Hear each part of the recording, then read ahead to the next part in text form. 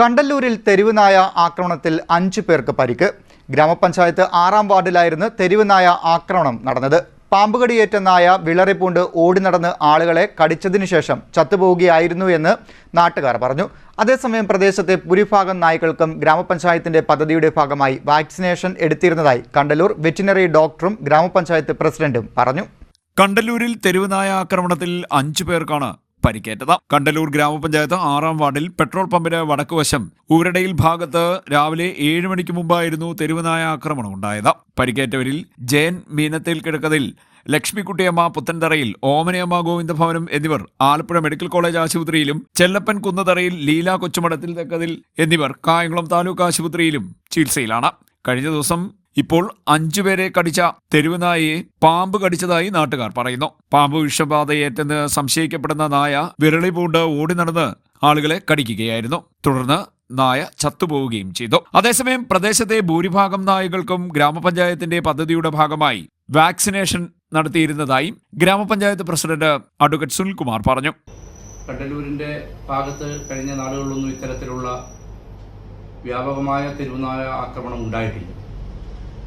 ഒറ്റപ്പെട്ട ചില സംഭവങ്ങൾ ഉണ്ടായതൊഴിച്ചാൽ വ്യാപകമായ തെരുവുനായ ആക്രമണം ആദ്യമായിട്ടാണ് നമ്മുടെ പഞ്ചായത്തിൽ ഉണ്ടാകുന്നത്.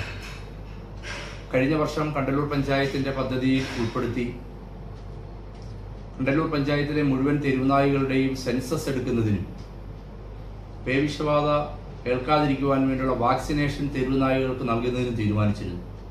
അതിൻ്റെ ഭാഗമായി കണ്ടല്ലൂർ പഞ്ചായത്തിൽ മുഴുവൻ തെരുവുനായ്ക്കളുടെയും സെൻസസ് എടുക്കുകയും ഏകദേശം 260ഓളം തെരുവുനായ്ക്കൾ അന്നത്തെ കണക്കനുസരിച്ച് കണ്ടല്ലൂർ പഞ്ചായത്തിൽ നിലവിലുണ്ട് എന്നാണ് ആ സെൻസസിലൂടെ കണ്ടെത്തിയത്.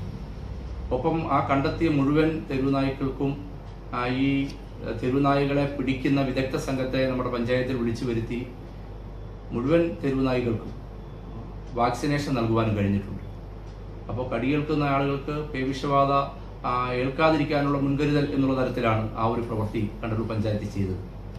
മാത്രവുമല്ല, സുപ്രീം കോടതിയുടെ നിർദ്ദേശമനുസരിച്ച് തെരുവുനായ്ക്കൾക്ക് ഷെൽട്ടർ ഒരുക്കണമെന്നുള്ള നിർദ്ദേശത്തിന്റെ അടിസ്ഥാനത്തിൽ മുതുകുളം ബ്ലോക്ക് പഞ്ചായത്തിന്റെ നേതൃത്വത്തിൽ മുതുകുളം ബ്ലോക്ക് പഞ്ചായത്തിലെ മുഴുവൻ ഗ്രാമപഞ്ചായത്തുകളുടെയും പദ്ധതി വിഹിതം നൽകി അവിടെ മുതുകുളം പഞ്ചായത്തിൽ ബ്ലോക്ക് പഞ്ചായത്തിന്റെ നേതൃത്വത്തിൽ ഒരു ഷെൽട്ടർ തുടങ്ങുന്നതിനാവശ്യമായ പ്രവർത്തനം നടത്തുകയും കണ്ടല്ലൂർ ഗ്രാമപഞ്ചായത്തിന്റെ പദ്ധതി വിഹിതമായ 5 ലക്ഷം രൂപ അത് നൽകുകയും ചെയ്തു. മുതുകുളം ബ്ലോക്ക് പഞ്ചായത്ത് ആ ഷെൽട്ടറിന്റെ പ്രവർത്തനം തുടങ്ങാനുള്ള എല്ലാ പ്രവർത്തികളും ആരംഭിച്ചു.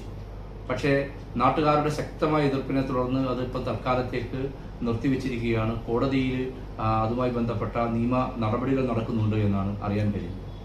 ഇത്തവണയും ഈ വർഷവും 2026-27 വർഷവും കണ്ടല്ലൂർ ഗ്രാമപഞ്ചായത്തിൽ തെരുവുനായ്ക്കളുടെ സെൻസസ് എടുക്കുന്നതിനും അതേപോലെ തന്നെ അവർക്ക് ഈ തെരുവുനായ്ക്കൾക്ക് വാക്സിനേഷൻ നൽകുന്നതിനും ആവശ്യമായിട്ടുള്ള പദ്ധതി തുക മാറ്റിവെച്ചിട്ടുണ്ട്.